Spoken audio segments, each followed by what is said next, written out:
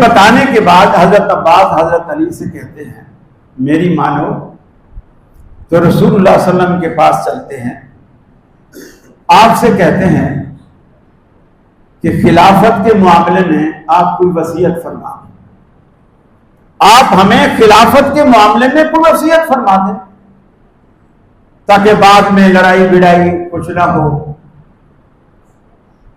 لیکن حضرت علی رضی اللہ تعالیٰ عنہ فرماتے ہیں، بخاری میں یہ پوری روایت جا رہی ہے، حضرت علی فرماتے ہیں حضرت عباس چچا تھے، چچا میں نہیں جاؤں رسول اللہ کے پاس، میں نہیں جاؤں گا، اگر اللہ کے رسول نے ہمارے حق میں کوئی وصیت فرما دی تو ٹھیک ہے، اور اگر اللہ کے رسول نے منع فرما دیا تو اے چچا اللہ کی قسم کھا کر کہتا ہوں پھر ساری زندگی کبھی ہمیں کوئی بھی خلافت کے اہل نہیں سمجھے گا، وہ یہی کہیں گے کہ اللہ کے رسول نے منع کر دیا، لہذا میں نہیں جاتا۔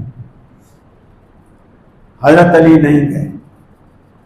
اب جو ذاکروں نے نکالا کہ غدیر خم پر جو آپ نے کہا من کن تو مولا فہذا علی مولا، اس میں حضرت علی موجود ہیں، حضرت عباس کو یہ کیوں نہیں کہا چچا غدیر خم پر تو آپ ہی تھے، اللہ کے رسول نے تو فیصلہ فرما دیا تھا، اگر مولا کے معنی خلیفہ تھے تو اللہ کے رسول نے تو فیصلہ فرما دیا تھا، ابھی ہمیں جا کے پوچھنے کی کیا ضرورت ہے، آپ نے تو پہلے فیصلہ فرما دیا کہ خلافت ہے میری۔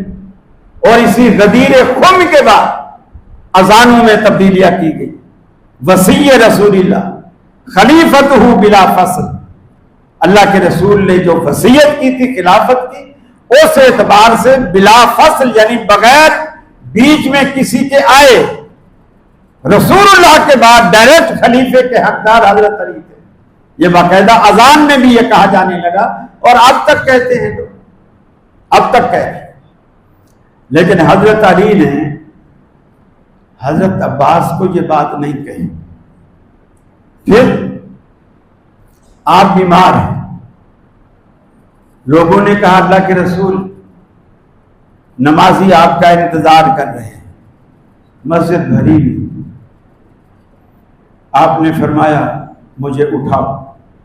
حضرت علی حضرت عباس نے آپ کو کندھا دے کر اٹھانا چاہا، لیکن آپ غش کھا کر پھر گر پڑے چارپائی پر، ٹھنڈے پانی کے مچھلی سے ڈالے گئے، تھوڑا سنبھلتے اٹھاتے پھر گر پڑتے، آخر آپ نے فرمایا مرو ابا بکر فلیصلی بالناس۔ حضرت علی اہل بیت میں سے گھر میں موجود ہیں، حضرت عباس موجود ہیں، حضرت حسن حسین موجود ہیں، لیکن اللہ کے رسول نے فرمایا مرو ابا بکر فلیصلی بالناس، ابو بکر سے کہو کہ لوگوں کو نماز پڑھائے۔ ابو بکر نے پڑھا، حضرت علی بھی ابو بکر کے پیچھے نماز پڑھتے رہے اور کبھی اظہار نہیں کیا کہ خلافت مجھ سے چھینی گئی ہے، کبھی بھی اظہار نہیں کیا۔ اور پھر جب اللہ کے رسول دنیا سے رخصت ہو گئے، مسجد نبوی کے قریب ہی سقیفہ بنو سعدہ، وہاں میٹنگ ہوئی صحابہ کرام۔ ان دنوں حضرت فاطمہ سخت بیمار، حضرت علی اس میٹنگ میں شریک نہیں۔ لوگ بڑی کہانیاں بناتے ہیں کہ جی ابو بکر صدیق کی بیعت سے بچنے کے لیے گھر میں بیٹھے رہے، باہر نہیں نکلے تاکہ مجھے بیعت نہ کرنی پڑے، یہ بدگمانی ہے۔ سیدنا علی اور مرتضیٰ نے ایسا کبھی نہیں سوچا۔ اور پھر جب حضرت فاطمہ کا انتقال ہوا 6 مہینے بعد، تو خود صدیق اکبر سے کہا کہ میں آج ظہر کے بعد مسجد میں علل اعلان آپ کی بیعت کروں گا۔ چنانچہ مسجد میں آئے، پہلے ابو بکر صدیق ممبر پہ بیٹھے، حضرت علی کی فضیلت بیان کی، پھر حضرت علی کھڑے ہوئے، ابو بکر صدیق کی فضیلت بیان کی، اور سیدنا علی اور مرتضیٰ رضی اللہ تعالیٰ عنہ نے کہا میں رسول اللہ کے بعد رسول اللہ کے اصحاب میں سے ابو بکر سے بہتر کسی کو نہیں سمجھتا. یہی خلافت کا حقدار. اب بھی آپ نے نہیں فرمایا کہ غدیر خم میں میرا تھا. اللہ کے رسول نے گویا ایک اعلان کر دیا تھا کہ میرے بعد خلیفہ علی ہے. اب بھی آپ نے نہیں فرمایا, کسی موقع پر نہیں فرمایا. حضرت ابو بکر صدیق کا چناؤ ہونے لگا. ایک فتنہ کھڑا ہو, مہاجر کہیں خبردار خلیفہ مہاجر ہوگا, انصار کہیں خبردار خلیفہ انصاری ہوگا. تیسرا گروہ کھڑا ہوا, اس نے کہا میاں کیوں لڑتے ہو, انصار اپنا خلیفہ بنا لے, مہاجر اپنا خلیفہ بنا لے, گویا دو خلیفے بنا لے. اللہ اللہ خیر سلام. اس وقت بھی حضرت علی نے نہیں کہا کہ تم جس مسئلے پر لڑ رہے ہو, جس مسئلے پر لڑ رہے ہو, یہ فیصلہ تو اللہ کے رسول کر کے گئے ہیں کہ میرے بعد خلیفہ علی ہے. حضرت علی نے کبھی یہ بات نہیں کی. حضرت عباس نے بھی نہیں کی کہ فیصلہ تو علی کے حق میں ہو چکا تھا. چونکہ غدیر قوم میں تو دونوں موجود تھے, علی بھی موجود تھے, عباس بھی موجود تھے. تو یہ جو باتیں ساری ذاکروں نے گڑھی, ان کی اصل کتابوں میں بھی یہ باتیں نہیں, یہ کہانیاں ہیں, مرچ مثالیں ہیں جو ذاکر بناتے ہیں. اتنے بڑے بڑے جھوٹ سیدنا علی المرتضیٰ کے بارے میں, اہل بیت کے بارے میں, صحابہ کرام کے بارے میں یہ شو کرتے ہیں کہ یہ آپس میں لڑتے تھے, آپس میں یہ لڑتے تھے, حالانکہ ان کی آپس میں محبت تھی. حضرت علی کے بیٹے ہیں محمد بن حنفیہ, صحابی نہیں ہیں, تابعی. محمد بن حنفیہ حضرت علی کے بیٹے. وہ کہتے ہیں میں نے اپنے والد گرامی حضرت علی المرتضیٰ رضی اللہ تعالیٰ عنہ سے پوچھا, علی ای الناس خیر, ابا جی یہ بتائیے لوگوں میں سب سے بہتر انسان کون ہے؟ حضرت علی کے بیٹے کہہ رہے ہیں میں نے اپنے والد سے پوچھا ای الناس خیر, سب سے بہتر شخص کون سا ہے؟ آپ نے فرمایا ابو بکر. میں نے پوچھا ثم من, پھر کون؟ آپ نے فرمایا عمر. محمد بن حنفیہ کہتے ہیں اب میں نے گھبرا کر یہ نہیں پوچھا کہ ثم من, کہ پھر کون, میں نے یہ نہیں پوچھا, بلکہ میں نے ڈائریکٹ کہہ دیا کہ عمر کے بعد تو پھر آپ ہی ہیں نا, عمر کے بعد تو پھر آپ ہی ہیں نا. آپ نے فرمایا نہیں بیٹا, میں ایک عام مسلمان ہوں, میں ایک عام مسلمان.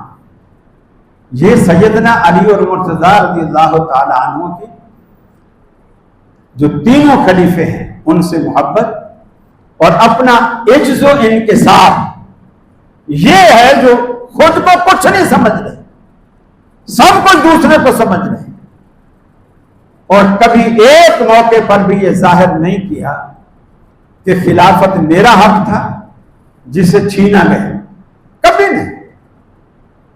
یعنی جس کا حق ہے وہ تو بول ہی نہیں رہا, وہ کہہ ہی نہیں رہا. یار لوگوں کو بڑی تکلیف ہے اس سے. فرمایا ان الذين يغضون اصواتهم عند رسول اللہ, صحابہ کرام کا معاملہ یہ تھا, اللہ کے حبیب کے سامنے آتے, اللہ کے رسول کی مجلس میں آتے, یغضون اصواتهم عند رسول اللہ, سب سے پہلے اپنی آوازوں کو ادب اور احترام کے طور پر اپنی آوازوں کو اللہ کے نبی کے سامنے پست کر دیتے, کبھی اونچی آواز میں بات نہ کرتے, اپنی آوازوں کو نیچا رکھتے نبی مکرم کے ادب اور احترام میں. جو لوگ اپنی آواز بھی نبی سے نیچی رکھنے کے عادی ہو، وہ اپنی برادری کی بات کو نبی کی بات سے اونچا کیسے لے جائیں گے؟ کسی مولوی کے فتوے کو اللہ کے نبی کے فتوے سے اونچا کیسے لے جائیں گے؟ یہی وہ بات ہے جو اللہ کے نبی نے فرمایا تھا، ما انا علیہ و صحابی، وہی جماعت حق پر ہوگی جو اس طریقے پر ہو جس پر آج میں اور میرے صحابہ ہیں۔ صحابہ کا طریقہ یہ ہے کہ اگر تمہارے سامنے امام الانبیاء کی بات آ جائے، یبصون اصواتہم عند رسول اللہ، اپنی آوازیں پست کر دو، اپنی بات نیچے کر دو، نبی مکرم کی بات کو اونچا کر دو۔ اولئک الذین امتحن اللہ قلوبہم للتقوی، یہ وہ لوگ ہیں اللہ رب العالمین نے ان کے دلوں کا رب العالمین نے امتحان لیا، بڑے کڑے امتحان اللہ رب العالمین نے صحابہ کرام کے لیے، ہماری طرح نہیں۔ کمرہ امتحان میں بٹھا دیا، پنکھے چلا دیے، کاغذ قلم پکڑا دیا، سوال نامہ ہاتھ میں تھما دیا، اس کا جواب لکھیے۔ صحابہ کرام کا جب اللہ نے امتحان لیا، امتحان اللہ قلوبہم، اللہ نے ان کے دلوں کا امتحان لیا۔ دل کے امتحان بڑے سخت ہوا کرتے ہیں، دلوں کے امتحان میں دل والے ہی پاس ہوا کرتے ہیں، ورنہ دنیا اکثر فیل ہو جاتی ہے۔ بلال کا امتحان لیا، مکے کے دہکتے انگاروں پر چت لٹا دیا، پتھر کی بڑی وزنی بھاری چاٹی بھی سینے پہ رکھ دی۔ حضرت بلال کی کمر سے جو رسنے والا پانی ان انگاروں کو بجھا دیا کرتا تھا، حضرت خبیب کو سولی پر چڑھایا، یہیں پر بس نہیں کیا، پھر تیروں کا نشانہ بنایا، بڑے بڑے تیر انداز کھڑے کر دیے، لٹکی ہوئی لاش کو تیر مار رہے ہیں۔ حضرت سمیہ کو دو اونٹوں کے درمیان بندھوایا، ایک بازو ایک ٹانگ ایک اونٹ کے ساتھ، ایک بازو ایک ٹانگ دوسرے اونٹ کے ساتھ، دونوں کو مخالف سمت میں دوڑا دیا، جسم دو لخت ہو گیا۔